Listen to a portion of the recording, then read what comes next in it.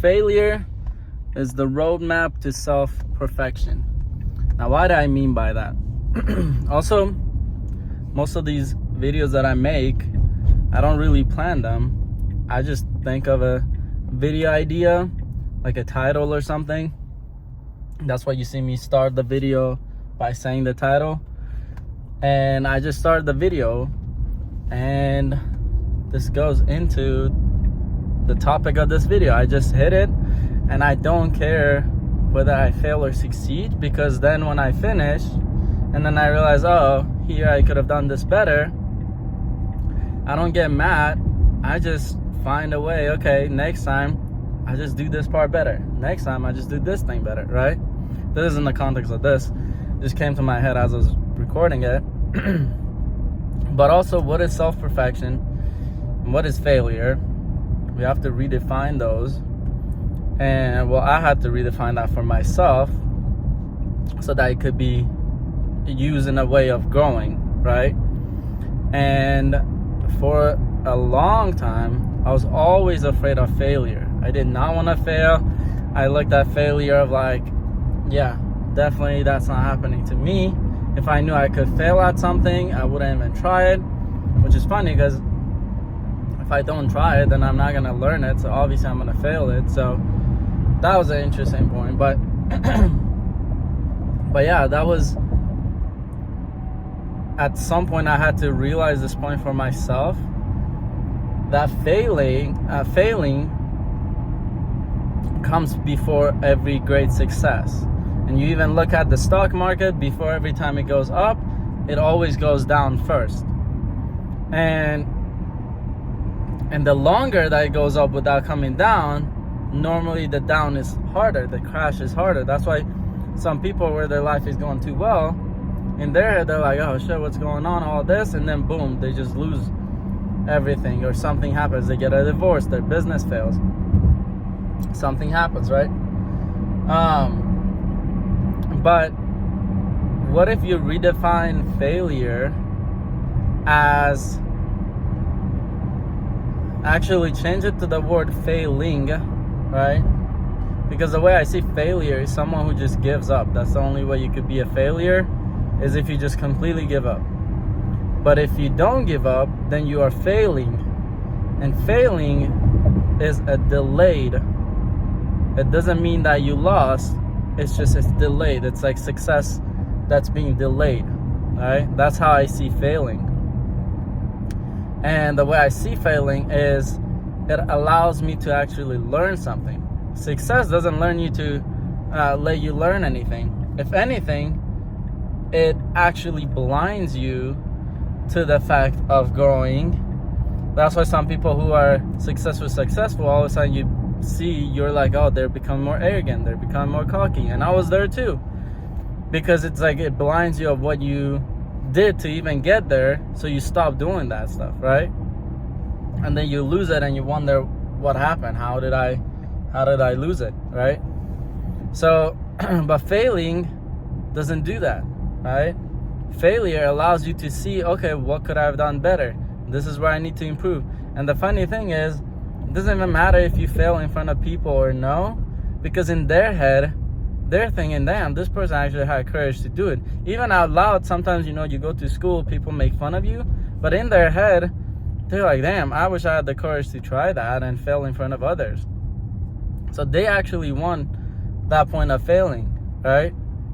And to me, I don't really see any other way where you could start perfecting each aspect of your life if you don't fail. So now let's talk about perfecting your life and the concept of self-perfection. Some people react immediately, they're like, oh, there's no way you can become perfect and blah, blah, blah. But it's like, who defined perfect as there's no errors to be made and all that? It's like, who came up with that definition of perfect? It's like someone gave you that definition, and all of a sudden you think that that's what perfect means. What if you redefine perfect to being able to fail, being okay with it, and then changing it, and then getting different results, And based on that different results, you produce a better outcome. And that entire process, we call that the process of perfection. And so each day you look at each aspect of your life that you're failing at, whether it's health, whether it's relationships, money, whatever it might be, business, and ask yourself, okay, what can I improve here? And each day start perfecting each aspect of yourself. And you could do this process forever, right?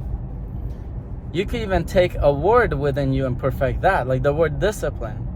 How many of you watching this have discipline? I'm still developing discipline. You know how hard it is to like do the same thing, doesn't matter what? Like I'm still sick, and it feels like in my throat there's like a cactus that I swallowed, and each time I talk, it's like it feels like it's running against my throat, and it hurts really bad. But I'm still making this video because 2.5 months, I don't know when I started posting, I made a commitment to myself. I'm gonna post a video every other day, no matter what. And sometimes I make a video and schedule it in advance, like this one, right? So I'm making this video regardless of how I'm feeling, and that's discipline. That's something I'm practicing and had to develop. In the past, when I would feel like this, I would be like, oh, I'm good, I could just, take this week off and rest. I posted for 2 months anyway, and I've already done a lot. I need, I deserve a little break. But it's like, that's not discipline, Successful people don't do that. You don't see some billionaire, something happen, and they be like, oh, I'm gonna take a whole week off. It's like, no, you never see billionaires take any days off. It's like you wonder, do they even get sick? So it's because it doesn't matter if they're sick or not, they perform. Kobe Bryant, I was watching an interview with him, right? And he was saying, he's passed away now, but he said in the interview, I think it was with Patrick but David, and he said he had some game where he played on 100-something degree fever, right? And when I get a fever, I don't take a temperature exactly, but I can imagine 100-something degree fever doesn't mean you could, walk in the park. It feels bad. Most people probably would be in bed, can't get out of bed. But he played a whole game on a fever, because when you have fever, then that means your bones hurt and you get chills and all that. But you see, that's discipline. He shows up no matter what, and he apparently crushed that game too. So for yourself, look at where you are afraid of failing. Ask yourself why. It always comes back from some childhood memory that happened to you, whether you were at school, whether it's something that your cousin said to you and you got offended, he made fun of you. Something happened to you as a kid, but you have to really sit down there and start writing and write down any memories that come up. You have to really think about this. All right, I'm not there to coach you in person, but you have to do this for yourself, but see what happened where you became afraid of failing. And for me, obviously, it was my experiences in school, but also the fact that, my parents didn't teach me much. So anything that when I would interact with someone, when they would be like, hey, let's do this, or hey, can you go grab this for me, or whatever, it's like I never knew what to do. It's like my uncles would be like, can you go grab, I don't know, so-and-so, like they were doing plumbing stuff or whatever. And it's like I didn't even know what they were asking. So when I would go to grab it, I didn't know what to grab. So either I would return and be like, hey, what do you need again? And they would get pissed and raise their voice and be like, I asked for this. Or I would just bring them something random because I didn't even know what I was supposed to bring anyway. And then they would yell at me because I brought the wrong thing again. So that created this low self-esteem of, I don't want to go through this. So as a result of that, I just became super shy. I stopped hanging around with people because I was like, if I hang around with people less, they're going to not ask me for much. So all of that happened just because of a few instances of failing, right? And no one was there to tell me, look, it's a good thing. You could ask, what is this? What is that? And learn from the failure, right? and now you know a new thing that you didn't know before. So failing actually equals success, right? You succeeded within the point of failing because now you grew, you became better, right? That's success.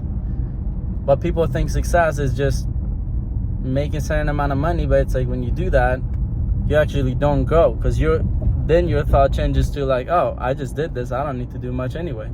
All right, so think about for yourself and leave in the comment if you have any cognitions from this video or anything. I always like it when you guys leave comments sharing your feedback, because then other people could see your comment and benefit from it as well. But yeah, and make sure you share it with someone that you see it could benefit, and then subscribe if you haven't. And again, I post videos every 2 days, so I'll just see you in the next one.